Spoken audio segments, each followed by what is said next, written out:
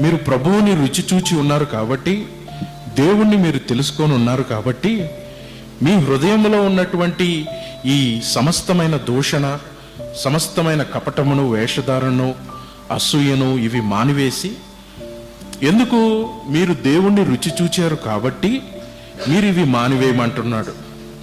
దేవుణ్ణి ఎరిగి ఉన్నారు కాబట్టి, దేవుడు దయాళుడని మీరు రుచి చూచారు, ఆయన కరుణా సంపన్నతను మీరు ఎరిగి ఉన్నారు, ఆయన మనస్సును మీరు ఎరిగి ఉన్నారు కాబట్టి ఇవి మానేయమంటున్నాడు.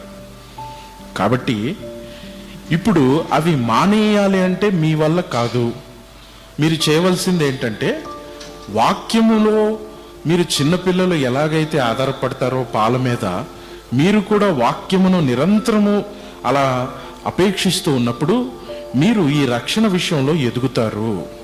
అంటే ఒక వ్యక్తి రక్షణ విషయంలో ఎదగాలంటే వాక్యమే ప్రధానం. వాక్యమే ఆ మనిషిని అన్ని విషయాల్లో ముందుకు తీసుకువెళ్తుంది. వాక్యము లేకుండా ఆత్మీయతలో ఎదుగుదల ఉండదు అని పేతురు గారు చెప్తూ ఉన్నారు.